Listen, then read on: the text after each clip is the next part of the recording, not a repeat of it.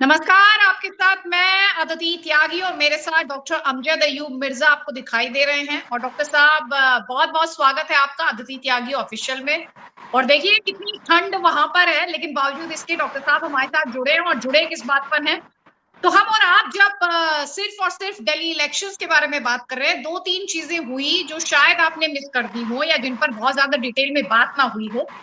वो रही एक तो पाकिस्तान की तरफ से वो कश्मीर को लेकर जो अपना पुराना राग अलापता है 5 फरवरी को, जिस दिन भारत में वोटिंग थी दिल्ली असेंबली इलेक्शंस को लेकर, उस दिन कश्मीर को लेकर एक बार फिर से अपना वही पुराना राग उसने अलापा।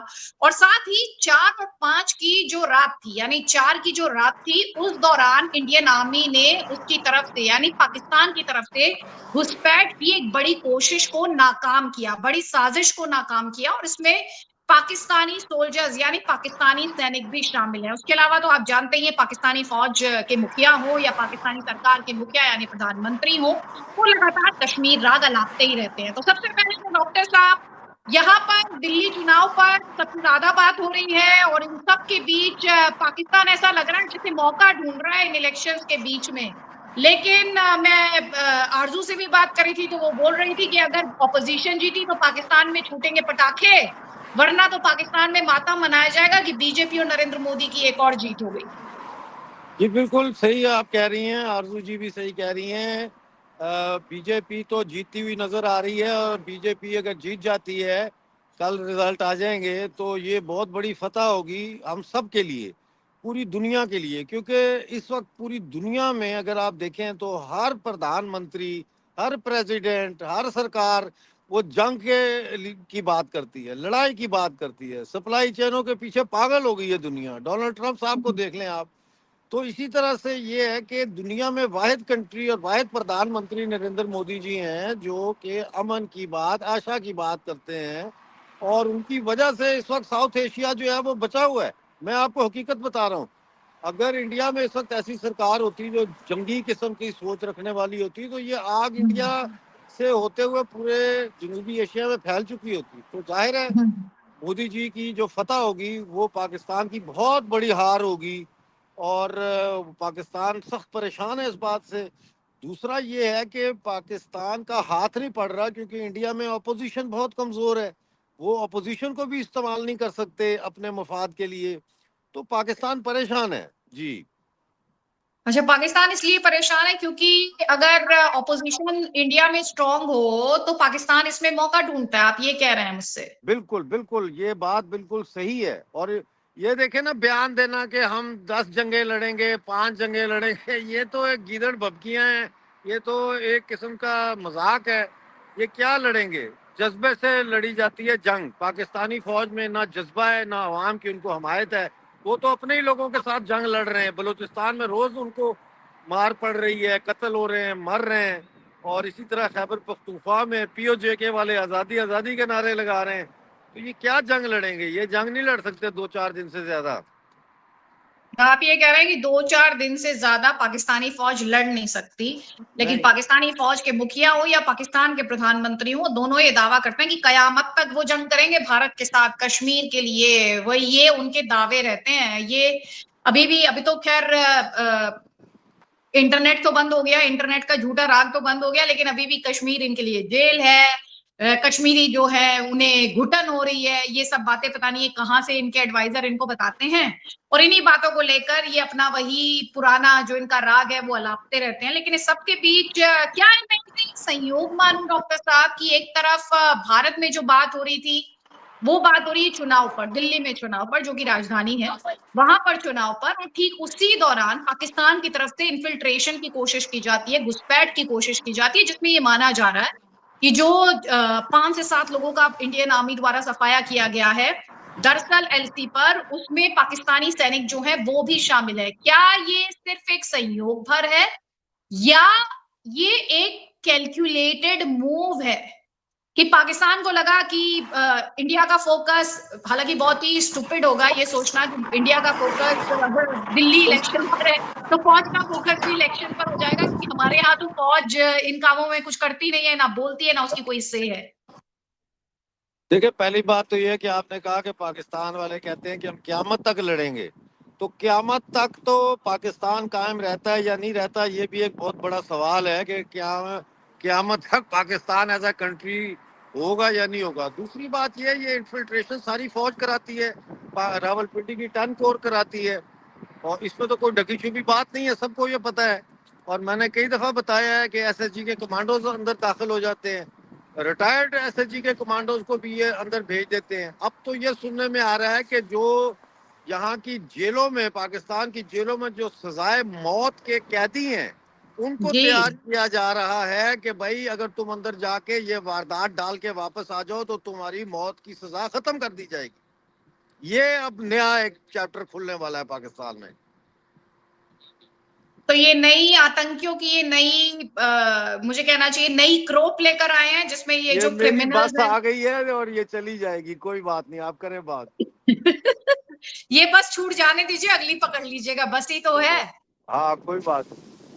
कोई चुनाव थोड़ी है कि 5 साल बाद होगा। हाँ सही है। तो जी ये बताएं आप मुझे कि ये पाकिस्तान क्या अब एक नई फसल तैयार कर रहा है, ऐसी फसल आतंकियों की, जिसमें कि अब ये क्रिमिनल पाकिस्तान का जो इंटरेस्ट है उसे साधेंगे अब। तो पाकिस्तान के नए ऐसे क्रिमिनल्स हैं। हाँ ये पाकिस्तान के जो कैदी हैं सजाए मौत के, या ऐसे जिनको डबल सजाए मौत हुई है, या इवन के फांसी की सजा जिनको हुई है, ये अब उनको निकालेंगे। उनको कह रहे हैं ये, हम तक खबर आई है, कंफर्म नहीं मैं कर सकता 100%, लेकिन ये खबर आई है मुझे कि भाई वो जो जेलों में से कैदियों को कह रहे हैं कि आप तैयार हो, आपको सजाए मौत माफ़ हो जाएगी, आपने सिर्फ ये करना है कि 4 हफ्ते की ट्रेनिंग आपको देंगे, उसके बाद आप जाएं अंदर, वारदात डालें, वापस आ जाएं। अगर आप वापस आ जाते हैं तो आपकी सजाए मौत ख़त्म हो जाएगी। सवाल ये है कि अगर ये जाते हैं और वहाँ हमला नहीं करते और गायब हो जाते हैं वहाँ से, तो इसकी क्या गारंटी है। तो इसलिए इनको जिहादी ग्रुपों में शामिल करके शायद भेजा जाए, या इन्फिल्ट्रेटर्स जो इनके रेगुलर हैं उनके साथ भेजा जाएगा। तो देखते क्या होता है। पाकिस्तान बाज आने वाला नहीं है। नहीं नहीं, पाकिस्तान तो बाज आने वाला नहीं है, लेकिन पाकिस्तान की फौज जितनी जंगें हार चुकी है, 4 4 जंगें जब भारत के हाथों पिट चुकी है, बावजूद इसके उनको ये समझ नहीं है। मुझे पूरा यकीन है जो क्रिमिनल्स हैं इनको ज्यादा समझ होगी कि एक बार भारत में घुस नहीं सकते, और अगर गलती से 0.00001% अगर गलती से घुस गए तो तो फिर फिर बच निकल नहीं नहीं सकते। सकते। बच नहीं सकते और निकल भी नहीं सकते।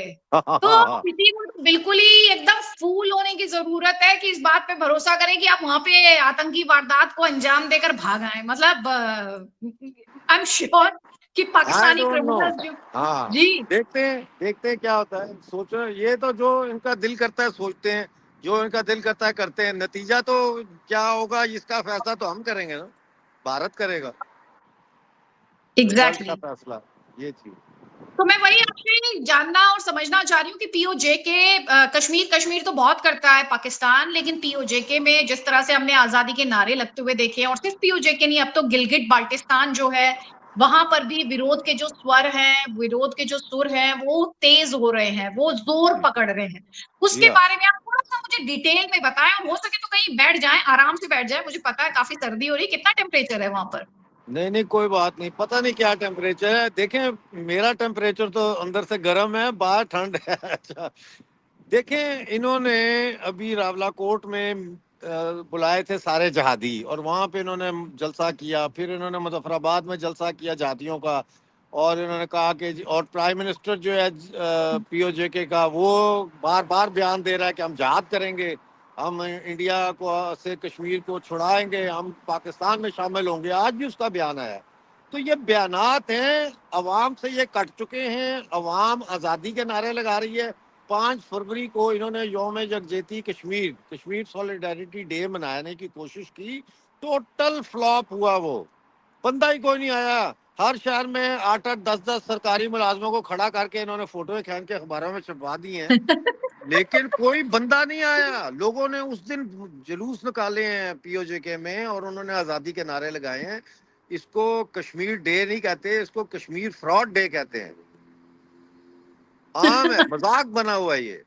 हमारा कोई लेना देना इससे नहीं है। और हम भारतीय थे, भारतीय हैं, और मरते दम तक भारतीय रहेंगे। हमारा ये अंतम विश्वास है कि चलो एक आज नहीं तो कल, कल नहीं तो परसों हम फिजिकली भी इंडिया आएंगे और अपने देश की जो है धरती पे पांव रखेंगे और माथा भी टेकेंगे, कोई टेंशन नहीं है। लेकिन इस वक्त जो है हम एक जंग लड़ रहे हैं और ये नैरेटिव्स की जंग है और ये जंग अभी जारी है और हम ये जंग लड़ रहे हैं। हर शख्स जो है वो अपने देश के लिए मुख्तलिफ महाज पे जंग लड़ता है, कोई बंदूक उठा के जंग लड़ता है, कोई कलम उठा के जंग लड़ता है। हम यहाँ पे इस तरह से जंग लड़ रहे हैं।